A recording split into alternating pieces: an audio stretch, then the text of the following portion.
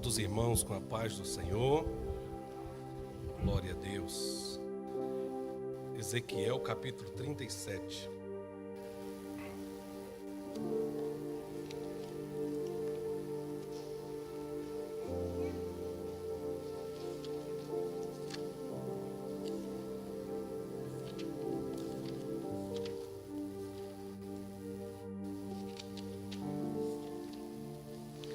Ezequiel capítulo 37.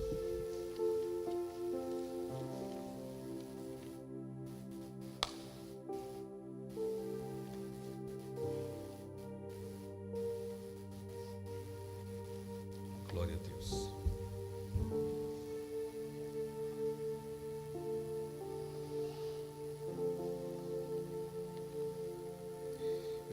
Veio sobre mim a mão do Senhor, e Ele me levou pelo Espírito do Senhor e me deixou no meio de um vale que estava cheio de ossos. Ele me fez andar ao redor deles, e eu pude ver que eram muito numerosos na superfície do vale, e estavam sequíssimos. Então me perguntou: filho do homem, será que esses ossos poderão reviver? Respondi: Senhor, tu sabes. Então ele me disse: profetiza para esses ossos e diga-lhes: ossos secos, ouçam a palavra do Senhor. Assim diz o Senhor Deus a esses ossos: eis que farei entrar em vocês o Espírito, e vocês viverão. Porei tendões sobre vocês e farei crescer carne sobre vocês, e os cobrirei de pele, e porei em vocês o Espírito, e vocês viverão. Então vocês saberão que eu sou o Senhor. Então profetizei como me havia sido ordenado. Enquanto eu profetizava, houve um ruído, um barulho de ossos que batiam contra os outros e se ajuntavam cada osso ao seu osso. E olhei, e eis que apareceram tendões sobre os ossos, e cresceram as carnes, e eles se cobriram de pele, mas não havia espírito. Então ele me disse: profetize ao Espírito. E profetizei: filho do homem, diga ao Espírito: assim diz o Senhor Deus: venha dos quatro ventos, ó Espírito, e sopre sobre esses mortos que vivam. Profetizei como ele me havia ordenado. O Espírito entrou neles, e eles viveram e se puseram em pé, e formaram um exército, um enorme exército. Então ele me disse: filho do homem, esses ossos são toda a casa de Israel. Eis que dizem: os nossos ossos estão secos, perdemos nossa esperança, fomos exterminados. Porquanto profetize e diga-lhes: assim diz o Senhor Deus: eis que abrirei a sepultura de vocês, e o farei sair delas, ó povo meu, e os levarei de volta à terra de Israel. Vocês saberão que eu sou o Senhor, quando eu abrir a sepultura de vocês e os fizer sair delas, ó povo meu. Porém em vocês o meu Espírito, e vocês viverão, e eu os estabelecerei na sua própria terra. E vocês saberão que eu sou o Senhor.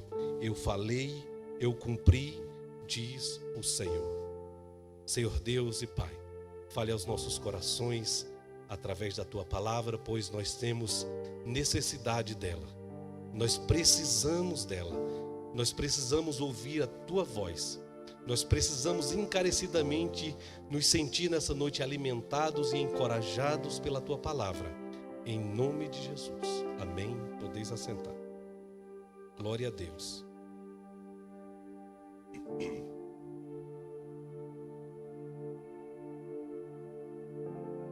É um privilégio para nós estarmos todos aqui hoje reunidos na casa do Senhor, diante de tantas coisas que nós temos enfrentados nesses últimos dias.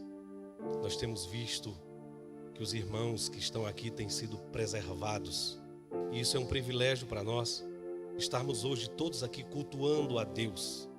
Hoje, por exemplo, tivemos uma péssima notícia de um dos nossos pastores que partiu para o Senhor, e graças a Deus que nós estamos aqui hoje para adorar, para exaltar o nome daquele que vive e que reina para sempre, para exaltar aquele que tem preservado as nossas vidas, para exaltar aquele que tem, em meio a essas dificuldades que nós temos enfrentado, tem trazido consolo para aqueles que têm perdido algum ente querido. Graças a Deus pela tua vida. Graças a Deus pela vida do nosso pastor, dos nossos obreiros. Graças a Deus pela vida dos irmãos que têm se proposto a fazer e a trabalhar nessa obra. Graças a Deus pela tua vida nessa noite. Aleluias. Quero agradecer o pastor Josué, o nosso vice-pastor, que atendendo a ordem do nosso pastor presidente nos escalou para estar aqui hoje. Glória a Deus.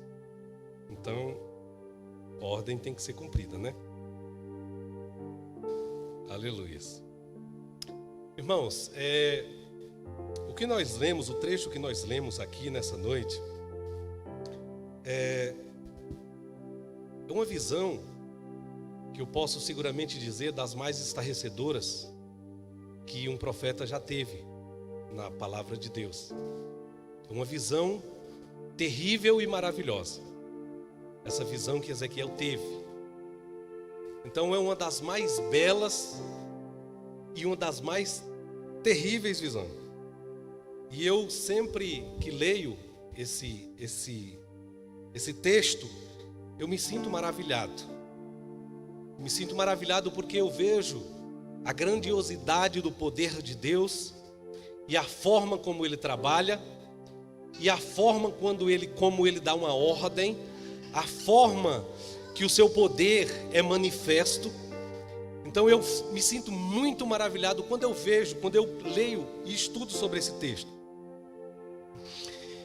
Porque o momento em que se dá esse texto, de forma literal, é exatamente quando Israel estava, o povo de Deus estava em um momento de cativo.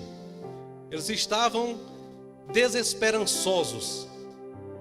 O povo, naquele momento, eles já não tinham mais esperança de vida. O povo de Deus já não tinha mais esperança de vida. Eles estavam como mortos. E esse fato se deu exatamente nesse momento. Por ocasião de desobediência, eles tinham sido levados cativos. E exatamente por conta da falta de esperança, por conta da falta de compromisso e de um caráter mais profundo com Deus, é que eles começaram a perder as forças, começaram a perder a fé, começaram a perder a esperança. E é exatamente esse fato se dá nesse momento, porque essa visão representa exatamente os judeus no cativo, no sentido literal.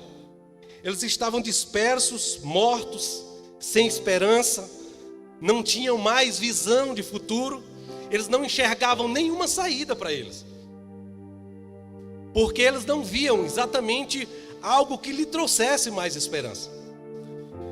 E eu vejo que em toda a história da humanidade, nós estamos, por exemplo, passando um momento muito terrível, e talvez o pior momento que na nossa geração já passou, mas já tiveram momentos muito mais difíceis do que esse momento que nós estamos vivendo.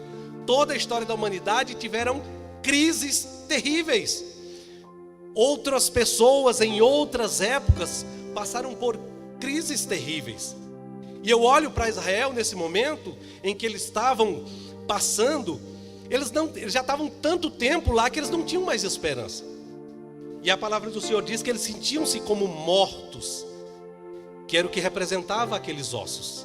Representava exatamente o óbito da esperança, o óbito dos sonhos, o óbito dos projetos. Eles não tinham mais esperança para aquilo.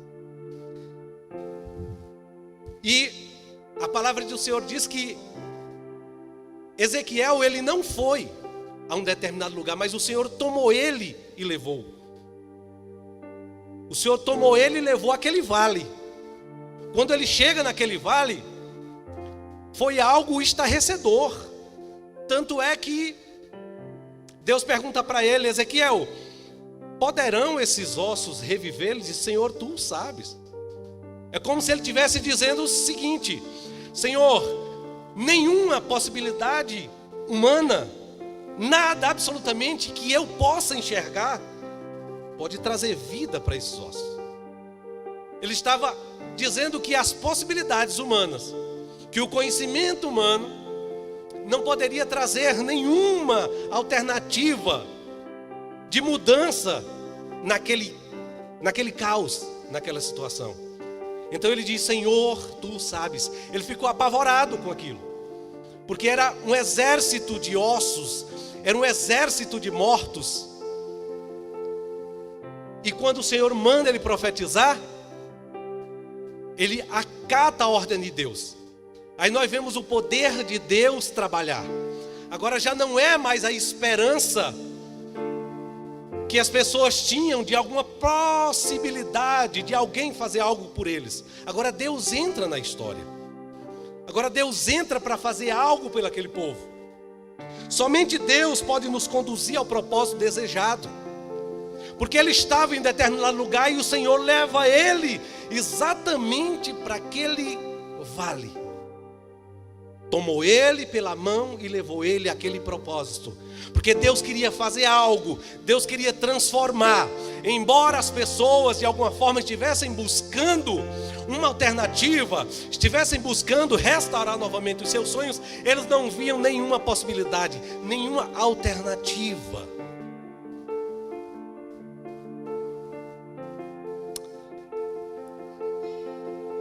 Hoje nós olhamos para um lado, nós olhamos para o outro e nós vemos a falta de esperança instalada no semblante de tantas pessoas no dia a dia que nós encontramos.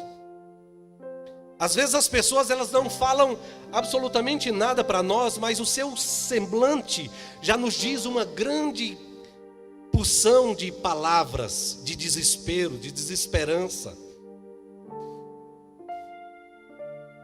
Todos os caminhos, amados irmãos, todos os objetivos que nós pretendemos alcançar na vida, todos eles, em algum momento dessa história, nós iremos passar em alguma possibilidade de crise.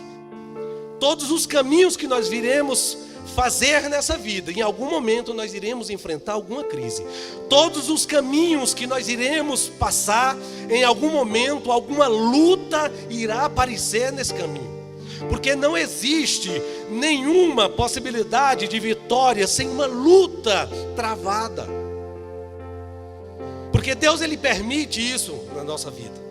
Ele permite isso na nossa história para forjar o nosso caráter, para nos fazer crescer, para nos fazer chegar em algum lugar já com o nosso caráter formado, já com as experiências dentro de nós, para que nós possamos administrar aquilo que Ele tem preparado para nós.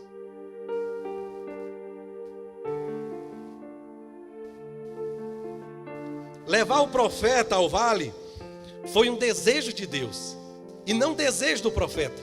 Ele não queria ver aquilo. Quem é que quer ver uma coisa horrível dessa? Quem é que quer passar por uma situação como essa?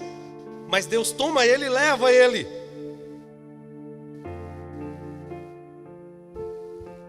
Tudo isso porque Deus não quer que você fique prostrado.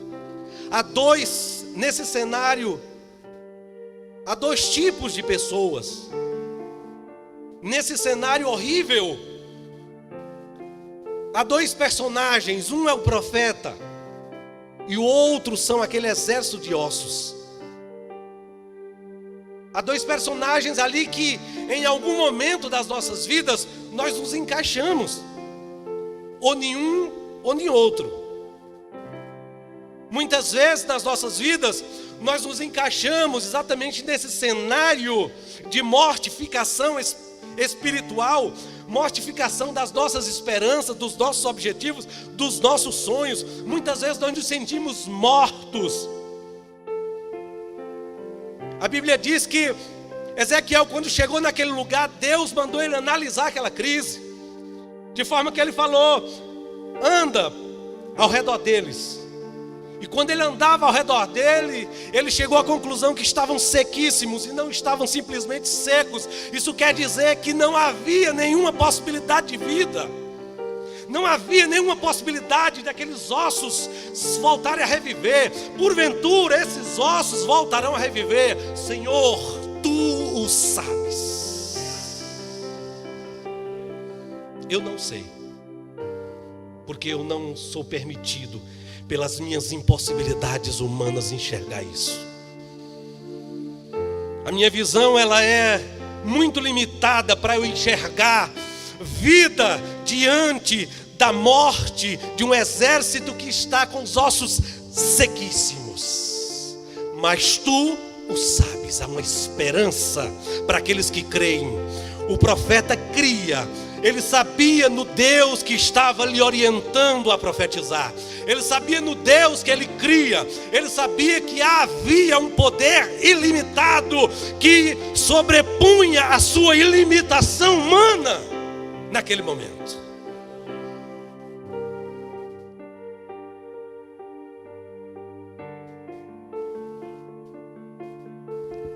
Ezequiel analisa a dimensão da crise. A dimensão da crise era que eram numerosos. Essa era a dimensão do grande problema que ele tinha pela frente. A dimensão da crise era que era um exército muito numeroso que estava morto. A gravidade da crise é que eles estavam sequíssimos, sem possibilidade. Não podia levantar. Se eu falar alguma coisa aqui, não vai acontecer nada. Se o médico assina alguma coisa, não pode acontecer nada. Se há um diagnóstico do médico, também não pode acontecer nada. Se ele diz vai morrer, e Deus diz vive, vive. Se ele diz isso não pode acontecer, se Deus falar que pode, vai acontecer. Porque Senhor, Tu o sabes. Somente o Senhor sabe.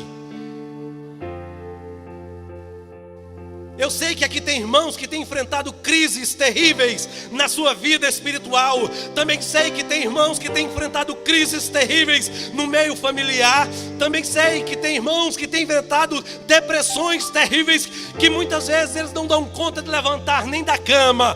Mas quando nós olhamos para Deus, nós enxergamos possibilidade. Muitas vezes o médico diz: eu não sei o que fazer por você, mas Deus nessa noite lhe traz possibilidade de vida, possibilidade de dar volta por cima, possibilidade de se levantar, porque uns confiam em carros, outros em cavalos, mas nós fazemos menção ao nome do Senhor dos Exércitos. Enquanto uns caem e ficam prostrados, nós nos erguemos e estamos firmes. Aleluia! Glória a Deus. Não há quem possa, não há quem possa contra a ordem desse Deus. Não há quem possa. Aleluias. E o que é que nós somos então nessa visão? Somos ossos sequíssimos ou nós somos profetas? Nesse cenário de caos em que o mundo está passando, nós somos o quê? Ossos sequíssimos ou nós somos profetas? O que é que nós somos nesse cenário? Deus nos chamou para dar ordem ao seu respeito. Deus nos chamou para levar a palavra de vida e vida com abundância. Deus nos chamou para dar as boas novas de salvação. Deus nos chamou para levar aos pobres e aos necessitados alimento espiritual, água viva, pão da vida. O que é que nós somos nessa cena? O que é que nós somos? Aleluias! Quantas pessoas nós encontramos pelo caminho que não tem força mais para nada, e muitas vezes nós negligenciamos uma palavra de ânimo. Quantas vezes isso acontece nas nossas vidas? Quantas vezes nós passamos de largo porque sabemos que ali tem alguém com problema, e muitas vezes nós passamos de largo porque nós não queremos nos envolver. Mas escute uma coisa, você é luz, você é sal da terra. Escute uma coisa, você é boca profética, você é boca de Deus. Deus não vai descer para aqui para resolver os problemas da humanidade, mas nós somos aqueles que Ele enviou para trazer paz, para trazer vida, para trazer luz, para trazer esperança para esse mundo. Trazer esperança para esse mundo. Aleluias. Vamos fazer a diferença. Mesmo que quando a gente chegar diante desse vale, mesmo que quando a gente chegue diante desses problemas, a gente não tenha uma palavra direta para falar. Mas se você chegar diante do problema e pelo menos você falar: Senhor, Tu o sabes. Sabe o que vai acontecer? Ele vai fazer você um instrumento de restauração de vidas. Aleluia.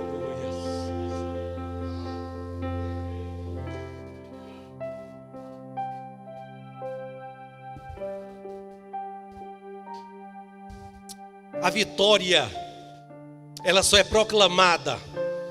A vitória só vem quando nós somos obedientes à palavra de Deus, às ordens de Deus. Em nenhum momento o profeta ele falou algo para Deus que duvidasse da sua palavra. Em nenhum momento Deus o pegou e levou ele ao cenário de morte. Quando ele chega no cenário de morte, ele diz: analisa, anda por esse vale. E ele andou. Em nenhum momento ele diz: mas por que, Senhor? Por que eu devo fazer isso? Não, ele não falou isso. Ele simplesmente andou. Ele simplesmente fez. Quando nós somos obedientes a Deus, sem nenhuma restrição, quando nós somos obedientes a Deus, sem questioná-lo, saiba de uma coisa: Deus, Ele usa você de forma poderosa. Quando você lança a palavra, acontece. Se você disser: ossos, revivam agora, esses ossos reviverão. Quando você disser: crie carne, crie pele sobre esses ossos, isso vai acontecer. Mas muitas vezes nós começamos a questionar a Deus: mas por que isso? Mas por que aquilo? Escuta, esse momento que nós estamos vivendo nas nossas vidas é uma grande oportunidade de vivermos aquilo que a gente falou a vida toda. Vivermos a fé na sua totalidade e na sua essência. Pregamos fé a vida toda, mas nunca vivemos isso. Pregamos dependência de Deus a vida toda, mas nunca vivemos isso. Pregamos tantas coisas, tantas maravilhas que Deus poderia fazer, mas nunca vivemos isso. Mas hoje a crise nos faz viver na sua totalidade o poder da fé, o poder da esperança. Ou nós vivemos, ou nós morremos, ou nós ficamos pelo caminho. Ou desistimos, ou somos crentes ou não somos. Se nós falamos de fé, nós temos que vivê-la. E é uma possibilidade, irmãos, que nós estamos tendo hoje, de vivermos isso. Vivermos o impossível. Todos os dias quando levantamos, que nós vemos o sol novamente, nós vemos: meu Deus, obrigado por mais um dia. Antes nós falávamos assim: Senhor, obrigado por mais um dia. Hoje nós olhamos para o céu e falamos: Senhor, muito obrigado por mais um dia. Eu estou vivo. Eu estou vivo, meus filhos estão bem, minha esposa está bem. A igreja, nós chegamos no domingo, a igreja está repleta, estão aí os irmãos. Oh glória, aleluias, glória a Deus. E quantos ficaram pelo caminho, né? Quantos Deus tomou para si? Ficou a tristeza, ficou a saudade, mas não há falta de esperança, não há falta de fé. Não, Senhor, porque o Deus que está em nós, Ele nos move dia após dia. Ele nos move para uma esperança diária. Ele nos move para uma expectativa de dias melhores. Ele nos move para uma restauração de sonho, de vida, de perspectiva. Novamente, não, Senhor, Não é pelas perdas que nós tivemos que nós vamos desistir do nosso Deus. Aliás, quantas perdas já tivemos durante toda a história para que a palavra do Senhor chegasse aqui. Tantos já morreram, tantos já ficaram pelo caminho. Ninguém sabe, nós não sabemos, nós não enxergamos o dia de amanhã. Mas Senhor, Tu o sabes. Tu o sabes, Senhor. Aleluias. O que é que nos resta, irmão Enoque? Confiar, acreditar, crer, saber que Deus está no controle absolutamente de tudo e de todas as coisas. É nisso que nós devemos confiar. Aleluia. Ezequiel teve uma das visões mais incríveis, experiências com Deus. Aleluias.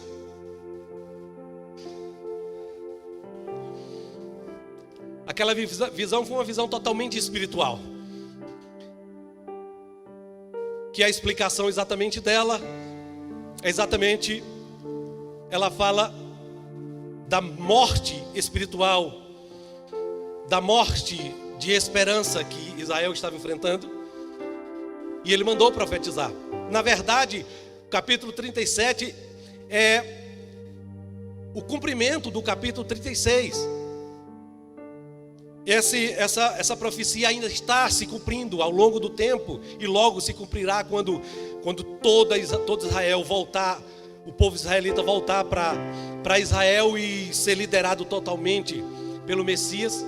Então ela não foi concluída ainda, mas ela fala exatamente do povo que estava sem esperança, sem vida. Então Deus levou Ezequiel em espírito para que ele tivesse aquela visão e depois explicasse o que aconteceria. E uma lição que nós tiramos aqui é que, para compreendermos as coisas espirituais, nós temos que ter a visão espiritual. Porque muitas vezes, irmãos, nós procuramos respostas de coisas que acontecem conosco, de coisas que acontecem ao nosso redor. Nós às vezes procuramos respostas de decisões que são tomadas e depois não temos um resultado positivo. Nós procuramos respostas em muitas coisas nesse mundo físico. E muitas vezes essa resposta ela está em uma visão espiritual. Porque na verdade tudo o que acontece conosco, ela é ou uma permissão de Deus ou uma vontade absoluta de Deus. E para entendermos e compreendermos isso, nós precisamos ter essa visão dos céus, essa visão espiritual. Ora, quem perde alguém, como eu, por exemplo, perdi minha mãe há poucos dias, há poucos meses. Quem perde alguém, se não tiver essa visão espiritual, não tem a compreensão da dimensão daquilo. Logo, perde a esperança. Não tem a visão dessa dimensão espiritual, desse mundo espiritual. A compreensão de que saber que a mamãe, ela está nos braços do Senhor descansando. E nós só achamos consolo nas coisas e resposta quando nós enxergamos a vida por esse ângulo espiritual. Aí as coisas começam a se clarear, nós começamos a ter resposta das coisas, e o Espírito Santo ele começa a trazer sobre nós consolo, resposta, paz, alegria, tranquilidade. E nós começamos a caminhar novamente. Nos primeiros dias, quando a gente perde um ente querido, a gente fica travado, o nosso coração apertado, cheio de angústia, cheio de tristeza. Nós não queremos às vezes sair do quarto. Aí como nós começamos a ter essa visão espiritual, o Espírito Santo Consolador, ele começa a trabalhar. Ele começa a vir sobre nós, trazendo o bálsamo, trazendo sobre nós a cura, cura, trazendo sobre nós paz, trazendo sobre nós esperança, porque muitas vezes, quando nós não temos essa visão espiritual, os sonhos começam a morrer pelo caminho, os projetos começam a fracassar, nós não temos mais objetivos, nós não temos mais perspectiva de dias melhores, as portas começam a se fechar, nós não temos uma visão no final do túnel, as coisas começam a ficar obscuras. Mas quando nós enxergamos a vida pelo ângulo espiritual, o Espírito Santo começa a abrir portas, começa a abrir caminhos, ele começa a trazer novamente sonhos, ele começa a trazer esperança novamente, e as coisas começam a fluir, começam a andar novamente, e nós começamos a se levantar, nos reerguer do pó e das cinzas. Aleluia, aleluia.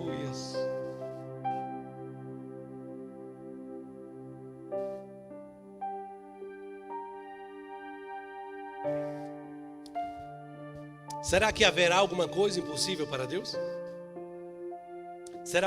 Será que haverá alguma coisa que Ele não possa fazer? Será que Ele não pode fazer aquilo que é impossível para nós? Será que Ele não pode transformar um momento de crise em um momento de bonança? Será que Ele não pode dar uma ordem diferente daquela que foi dada? Será que Deus ele se submete à condição humana? Porventura Deus está limitado àquilo que nós vemos, enxergamos, pensamos?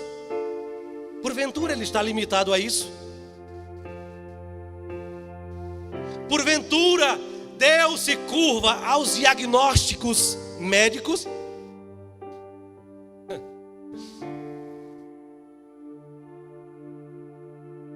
Tudo é possível àquele que crê. Tudo é possível àquele que crê.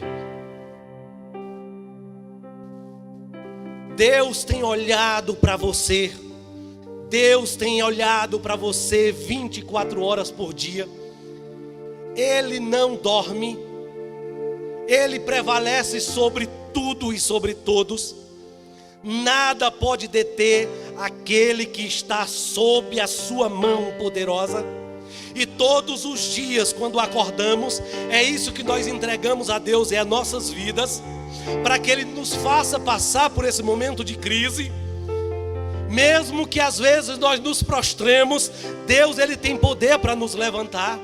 Saiba de uma coisa, aqui no seio da sua família, no meio do seu ambiente de trabalho, lá na sua escola, onde você está, você é profeta e você pode dar uma ordem em nome de Deus. Você pode profetizar em nome de Deus, mas antes de você profetizar em nome de Deus, você vai olhar para Ele e falar: Senhor, Tu sabes, Senhor, Tu podes todas as coisas. Eu sou limitado, mas essa condição que essa pessoa está nesse momento, o Senhor pode mudar esse quadro. Me usa como instrumento nesse momento para mudar essa situação. É porque muitas vezes, irmãos, nós achamos que essa incumbência está em cima do nosso pastor, em cima dos pastores. Mas escute uma coisa, nós somos aqueles enviados para poder fazer algo por essa nação, fazer algo pela comunidade, fazer algo pela nossa cidade. Nós podemos fazer algo por esse lugar. Nós podemos fazer algo. Nós podemos reagir no meio da nossa comunidade como boca profética, como boca de Deus, como instrumento de louvor, como instrumento de adoração. Você pode. Escute o que eu falei.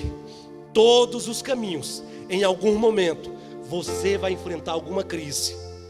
Você vai enfrentar alguma luta. Você vai enfrentar alguma dificuldade para atravessar em algum momento. Mas saiba de uma coisa: Deus sabe de todas as coisas. E quantas vezes nós nos sentimos sós. Parece que a nossa oração não passa do teto. Parece que nós falamos e não acontece nada. Muitas vezes acontece isso, mas Deus sabe todas as coisas. Senhor, Tu o sabes. Deus abençoe a igreja e o nosso pastor.